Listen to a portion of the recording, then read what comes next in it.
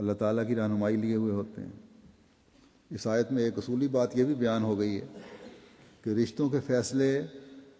جذبات میں آ کر نہیں کرنے چاہیے، نہ ماں باپ کی طرف سے، نہ لڑکے لڑکیوں کی طرف سے کہ کسی جذباتی پن کا اظہار ہو جائے یا جذباتی پن کا اظہار کرتے ہوئے رشتے طے کر دیے جائیں، بلکہ خدا تعالیٰ جو ہر بات کا جاننے والا اور احاطہ کیے ہوئے ہے، اس سے مدد لیتے ہوئے دعا کر کے سوچ سمجھ کر رشتے جوڑنے چاہیے۔ اور جب ایسے رشتے جڑتے ہیں تو اللہ تعالیٰ فرماتا ہے کہ ان میں اللہ تعالیٰ کے فضل سے اللہ پھر اپنے فضل سے وسعتیں بھی پیدا کرتا ہے، اللہ تعالیٰ انہیں غنی کر دیتا ہے، ان کے مال میں بھی اللہ تعالیٰ کشائش پیدا کر دیتا ہے، ان کے تعلقات میں بھی کشادگی پیدا کر دیتا ہے۔ میں نے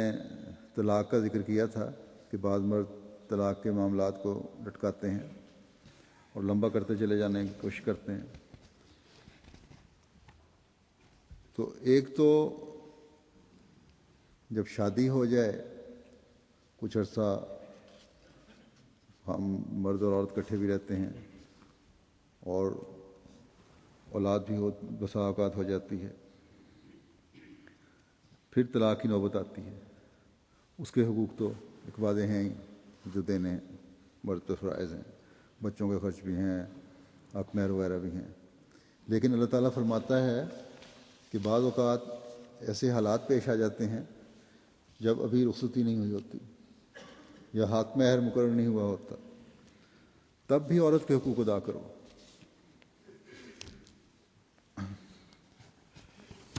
سورہ بقرہ میں خدا تعالیٰ فرماتا ہے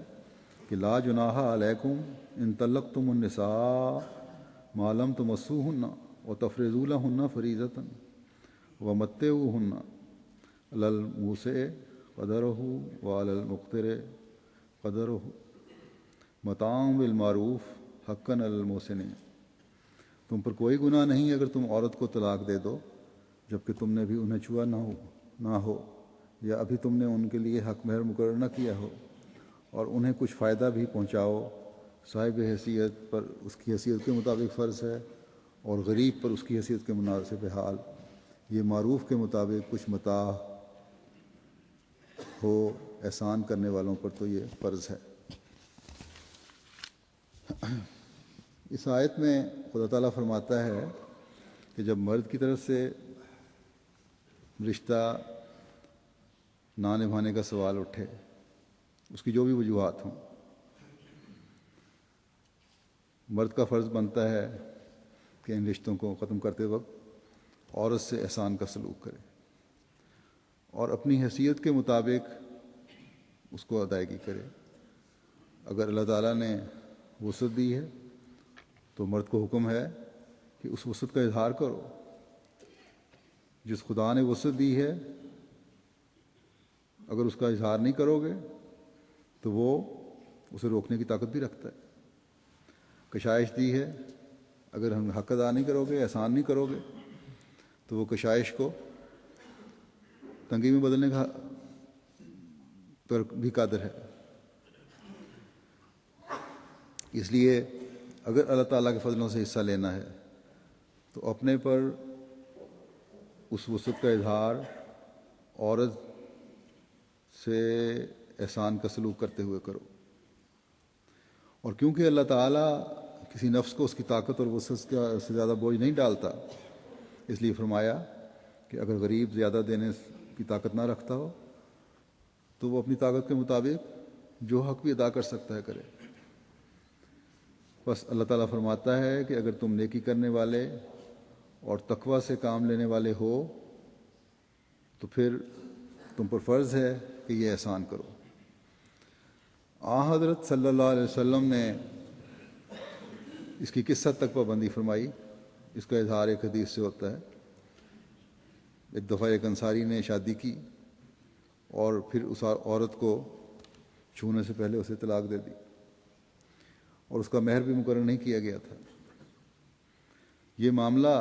جب حضرت صلی اللہ علیہ وسلم کی خدمت میں پیش ہوا تو آپ نے اسے پوچھا کہ تو کیا تم نے احسان کے طور پر اسے کچھ دیا ہے؟ تو اس صحابی نے عرض کی ہے حضور یا رسول اللہ میرے پاس تو کچھ ہے ہی نہیں جو میں دے سکوں۔ تو آپ نے فرمایا اگر کچھ نہیں ہے تو تمہارے سر پہ جو ٹوپی پڑی ہوئی ہے وہی دے دو۔ تو اس سے ظاہر ہوتا ہے کہ کس قدر عورت کے حقوق کا آن حضور صلی اللہ علیہ وسلم نے اظہار فرمایا اور خیال رکھا۔ یہ جو صورتحال بیان ہوئی ہے کہ اگر حق مہر مقرر نہیں بھی ہوا تو کچھ نہ کچھ دو، تو اسی صورتحال میں اگر حق مہر مقرر ہو چکا ہے پہلے، اس صورت میں کیا کرنا ہے اس کا بھی اگلی آیات میں بڑا واضح حکم ہے کہ ایسی صورت میں پھر جب مقرر ہو چکا ہو حق مہر تو اس کا نصف ادا کرو۔ تو اس طرح سے قرآن کریم نے عورتوں کے مردوں پر اور ان کے خاندانوں پر حقوق قائم فرمائے ہیں، اور یہ بتایا ہے کہ مردوں کے کیا فرائض ہیں۔ ان کے رشتوں کے بارے میں یا بچوں کی رضاعت کے بارے میں بڑے واضح احکامات بیان فرمائے ہیں۔ اسی طرح عورتوں کی بھی ذمہ داریاں ہیں جو بڑے واضح طور پر بیان فرمائی گئی ہیں، جو اولاد اور خامدوں کے بارے میں ہیں، جن کو ادا کرنا عورتوں پر فرض ہے۔ اور ان تمام حقوق اور ذمہ داریاں جو مرد اور عورت کے ایک دوسرے پر ہیں، ان کا ذکر کرتے ہوئے خدا تعالیٰ نے فرمایا ہے کہ یہ تمام ذمہ داریاں ہم نے تمہاری طاقتوں اور استعدادوں کو مد نظر رکھتے ہوئے ان کے مطابق تم پر ڈالی ہیں، اس لیے انہیں ادا کرو۔ ان کی ایک تفصیل ہے جو میں اس وقت بیان نہیں کروں گا۔ اس وقت دو باتیں میں نے جو بیان کی ہیں وہ کافی ہیں۔ اس تعلق میں بیان کرنا چاہتا تھا کہ ایک تو یہ ہے کہ بیویوں کے حقوق کے بارے میں آن حضرت صلی اللہ علیہ وسلم کا اسوہ حسنہ کیا ہے، اور اللہ تعالیٰ کی رضا کے حصول کی خاطر ان حقوق کی ادائیگی کے اعلیٰ ترین معیار کس طرح آپ نے قائم فرمائے، اور دوسری کہ اس اسوے پر چلنے کی کوشش کرتے ہوئے ہر احمدی مسلمان کو ان حقوق کی ادائیگی کی طرف توجہ دینا کس قدر ضروری ہے، جو خاص طور پر وہ فرائض جو اللہ تعالیٰ نے مردوں کے ذمہ ڈالے ہیں۔ اب میں ایک اور امر کی طرف بھی توجہ دلانی چاہتا ہوں جو عام تو نہیں ہے جماعت میں اللہ تعالیٰ کے فضل سے، لیکن اس کی آواز بھی کہیں کہیں احمدی معاشرے میں سنی جانے لگی ہے۔ اللہ تعالیٰ قرآن کریم میں سورہ الانعام میں فرماتا ہے کہ وَلَا تَقْرَبُوا مَالَ الْيَتِيمِ إِلَّا بِالَّتِي هِيَ أَحْسَنُ حَتَّى يَبْلُغَ أَشُدَّهُ وَأَوْفُوا الْكَيْلَ وَالْمِيزَانَ بِالْقِسْطِ لَا نُكَلِّفُ نَفْسًا إِلَّا وُسْعَهَا وَإِذَا قُلْتُمْ فَعْدِلُوا وَلَوْ كَانَ ذَا قُرْبَىٰ وَبِعَهْدِ اللَّهِ أَوْفُوا ذَلِكُمْ وَصَّاكُمْ بِهِ لَعَلَّكُمْ تَذَكَّرُونَ۔ اور سوائے ایسے طریقے جو بہت اچھا ہو یتیم کے مال کے قریب نہ جاؤ یہاں تک کہ وہ اپنی بلوغت کی عمر کو پہنچ جائے، اور ماپ اور تول انصاف کے ساتھ پورے کیا کرو۔ ہم کسی جان پر اس کی وسعت سے بڑھ کر ذمہ داری نہیں ڈالتے، اور جب بھی تم کوئی بات کرو تو عدل سے کام لو، خواہ کوئی قریبی ہی کیوں نہ ہو، اور اللہ کے ساتھ کیے گئے عہد کو پورا کرو۔ یہ وہ امر ہے جس کی وہ تمہیں سخت تاکید کرتا ہے تاکہ تم نصیحت پکڑو۔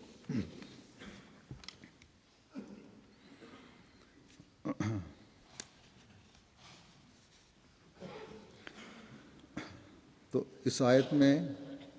اللہ تعالیٰ نے تقریباً 5 باتیں ہیں جو کرنے کے لیے ہمیں کہا۔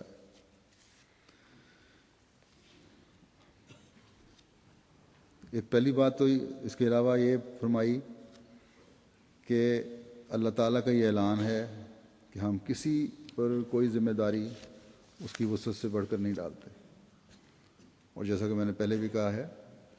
کہ اللہ تعالیٰ اپنے وسیع تر علم کی وجہ سے جانتا ہے کہ بندے کی استعدادیں کیا ہیں اور کس حد تک یہ استعدادیں ہیں۔ بس جو احکامات بھی خدا تعالیٰ نے دیے ہیں وہ ہماری طاقت کے اندر ہیں، جنہیں ہم بجا لا سکتے ہیں۔